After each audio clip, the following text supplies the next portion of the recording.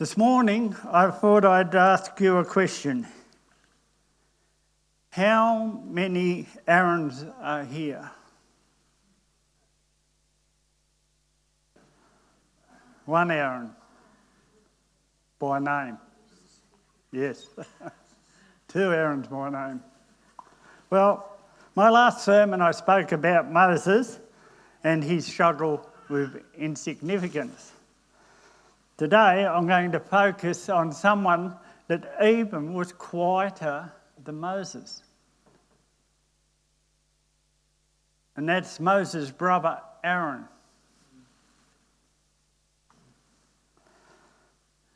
When you read the book of Exodus, you don't see Aaron get a mention for at least the first 3 chapters. He's not mentioned. We see that Moses is under threat and he's put into a basket and sent down the river. You know, to me, getting sent down the river, it's not good. But he gets adopted into a good family. Things go well for him. But there's no mention of who? Come on. Aaron. Thank you. At least my wife's on the job.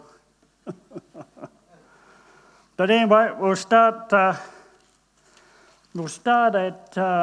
Exodus chapter 4, and verses 10 to 14. Now, some of these scriptures will be a little bit repetitive from the last time I spoke, but you'll understand why. Then Moses said to the Lord, "O my Lord, I am not eloquent, neither before nor since you have spoken to your servant, but I am slow of speech and slow of tongue." So the Lord said to him, "Who has made man's mouth? Or who makes the mute, the deaf, the seeing, or the blind? Have not I, the Lord? Now therefore go, and I will be with your mouth and teach you what to say." Now that's a pretty good promise, isn't it? You know, how many times have we sort of had concerns about what we're going to say to a person? And God intervenes and he says all this good stuff out of our mouth. Doesn't it make you feel good? Now, a couple of times I've said things and people made a comment and I think to myself afterwards, did I say that? How did I come up with that? But anyway. But he said, "O my Lord, please send by the hand of whomever else you may send." Now, I can't blame the Lord for this. Oh, if I was like this, I think God would give me a big smack in the back of the head. Verse 14. So the anger of the Lord was kindled against Moses. And then he said, "Is not Aaron the Levite your brother? I know that he can speak well, and look, he is also coming out to meet you. When he sees you, he will be glad in heart." I reckon that's really, really risky business when you get God that annoyed. I always get this image that if we anger God enough, you'll see a lightning bolt come out of the heavens and you'll see this little pile of ashes and the problem will be dealt with. You know, that's my mental image. But what we see here is that God is giving Moses, the person that's leading the children of Israel out of Egypt, and he's giving him a right-hand man and it's his own brother. Now this talk that I'm giving on Aaron, I'm not putting him down by any means, because he was put in a unique place that he was sharing a ministry with his own brother. But as we read on, we find some interesting things. If we drop down to verse 16, so he will be your spokesman to the people. That is the job that God gave Aaron. Now remember that. Let that stick a little bit in your brain there. And he himself will be a mouth for you, and you shall be to him as God.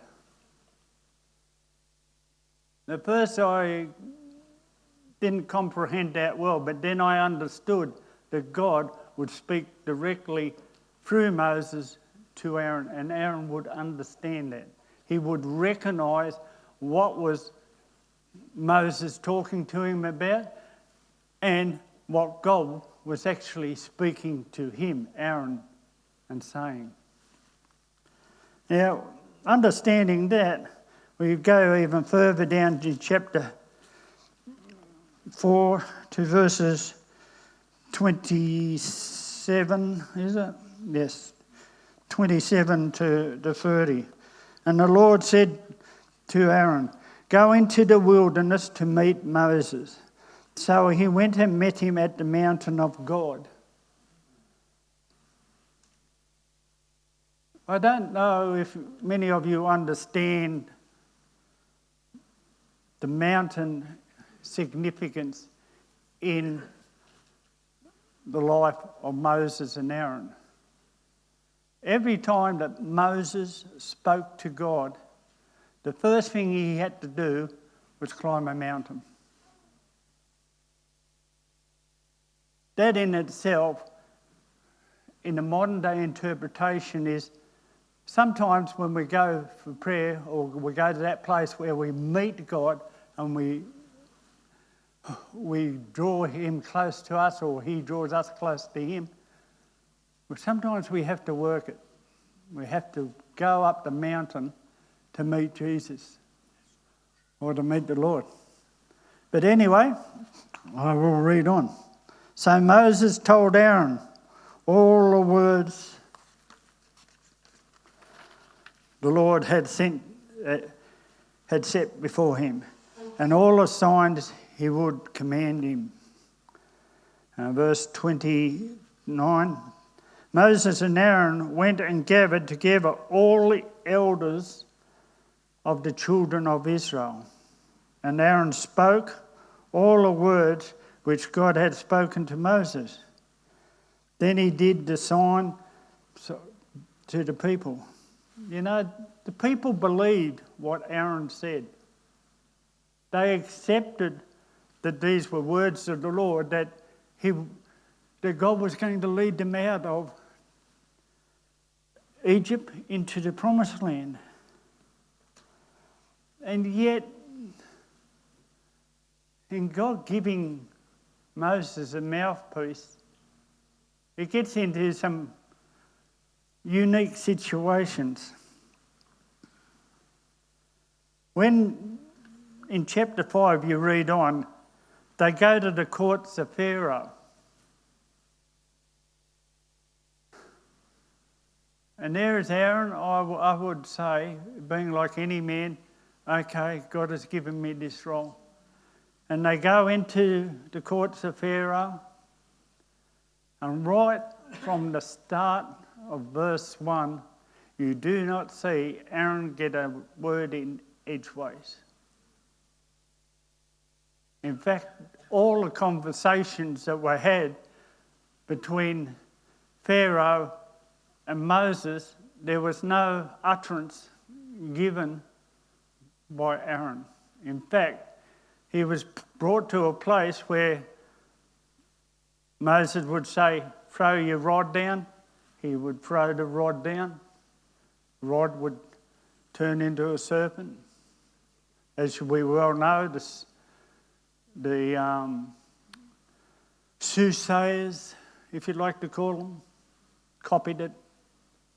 We then see that snake that Aaron's rod was, swallowed them.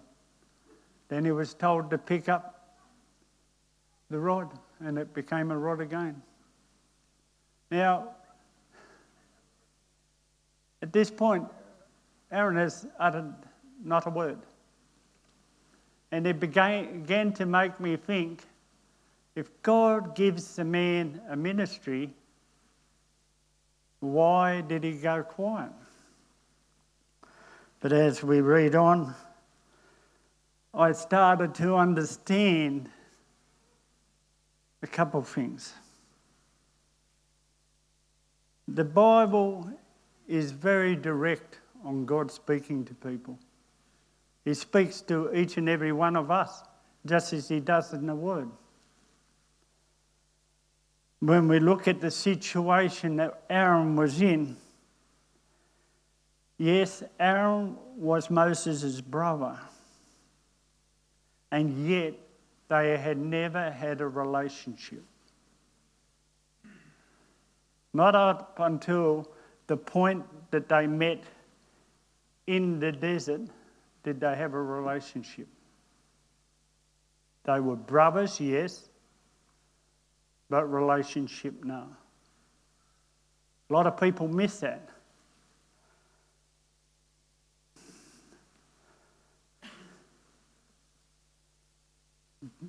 With Aaron and Moses, there were two ministries, not one.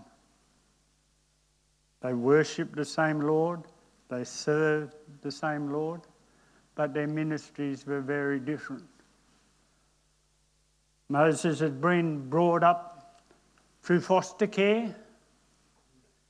Aaron had been brought up in a family situation. From experience, I can tell you they are vastly different in how they were brought up. Yet God brought them together. Okay, they had the luxury of being brothers, but God brought them together so that one didn't have to show his weakness, because together they made quite a unique leadership team. Yes, they had different ministries. Aaron had more of a priestly role in how he led the people in worship. Where Moses was an outright leader, he led and heard from God at every visit, at every moment. But I also found some interesting stuff that may appear to be quite simple, but God worked in Aaron in some interesting ways.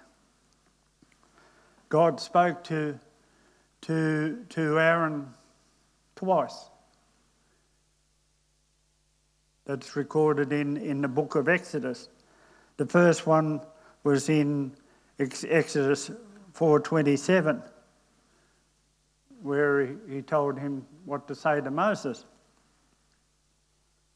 But in Numbers 18, verses 1 to 10, God outlined to him his Levitical role, his priestly role. And that's where you can understand what I was saying, that there is a difference in the ministry. Why? Because Aaron was given a shepherding role rather than a leadership role. What I can also tell you about Aaron is he made 2 mistakes. Not bad. I think I make 1 a week, 2 a week. Or is that a day, sweetheart? A day. Life can be hard at times. The first mistake we can understand was in Exodus 32, where he was persuaded, because of his craft, to make the golden calf, that image. Now, how many of you think that he was weak, that he could be talked into such a role? Well, my wife agrees with you, okay?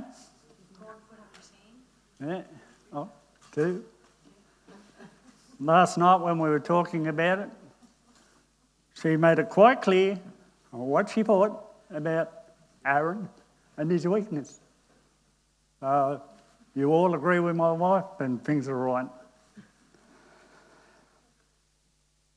The second mistake that Aaron made, which I like because I can parallel Aaron's life to a lot of us Christians, but in Numbers 12:21, Moses, I'll start again, Aaron led a revolt. They had a family dispute. Hands up those who live in a family that do not have disputes. Oh, okay, there are families that are perfect here. Oh, well, maybe we should get them up to preach next week. Yeah. But, you know, he was silly enough to go against Aaron. Aaron was silly enough to go against Moses in a family argument. It got so bad that Miriam, the sister, joined up with Aaron and tried to win the family discussion, if we put it that way. And we saw what happened to poor woman. She got leprosy, but God healed her. When I read this stuff, I started to really understand that Aaron in himself was very much like we are as Christians. We get called by God, and sometimes God does not use us in the way that we wish. Aaron was unique enough to be given a ministry of his own. But it wasn't the number one ministry. God works in us all, and he speaks to us all in different ways and different manners. I find with my own relationship with God, the Lord speaks through the Word. Sometimes it's a quiet voice that will say anything from "don't do that stupid" to "I want you to go and speak to that person." I can also, at times, and the manner will verify this, God speaks to me and I don't hear him here, but in my heart I know this has to be done, and it has to be done now with some of them. On other occasions, let's say I walked into a place and I've just turned around and walked straight back out because I know that that's not where we needed to be. And God does that. He will speak to us in many different ways. Yes, we do have to check that it's the Lord speaking to us. That is an important part. But we need to understand that the bottom line with Aaron is his willingness to serve the Lord.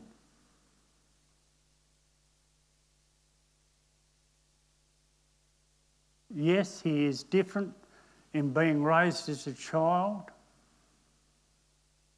but when they two came together, it's a bit like, and I'll use this, when you have one oxen that oxen has to work very, very hard to do stuff. But if you get 2 oxen and you put them together and they have that same yoke, let's say, use an example, the yoke is the work of the Lord, those 2 oxen will pull. Let's say you get a team of oxen, maybe 8 oxen. They 2, each one is pulling together with another. You get greater power.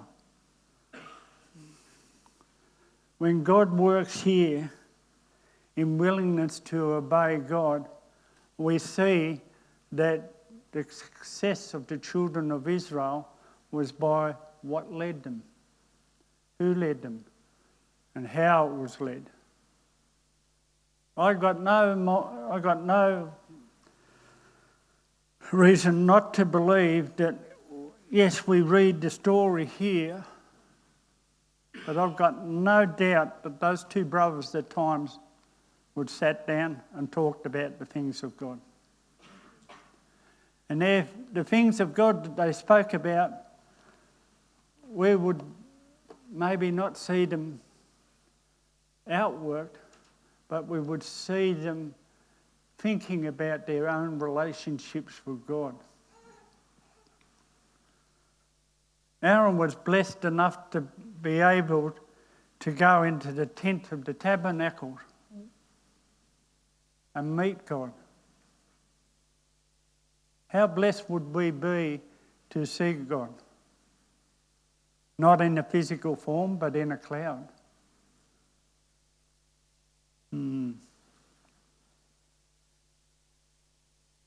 I could draw a few more parallels, but the only parallel I want to draw this morning is that Moses was willing to be humble enough to serve the Lord in any possible way that God could use him. That was the uniqueness of the man. Yes, he had a stable background. He may have been an ultra-religious man for all of his life, but he was still willing to bend the knee for God in whatever way he could. His brother was a bit of a firebrand. He led the people. He told Pharaoh that he was no good. He came up the hard way, and he didn't have any airs and graces. But we all know that both of these men, as great as they were, humbled themselves before God. And that's what we need to do, church, is to take the parallels of different people and realise that God can use us regardless of what our background is, who we are, how good looking we are, or how bad looking we are. God can use us. Smith's Wigglesworth, how many of you have heard of him? He wouldn't even come up to my shoulders. You think, what's that got to do with them? Not very much. But he was used of God, just as Moses and Aaron were. And I would look out across this church and see people that don't even believe that God would ever use them, but he will. If he can call 2 guys like this that are the complete opposites, guess what he can do for you? He can speak to you quietly and give you a direction. You follow that, you obey that, and God will use you. Thank you.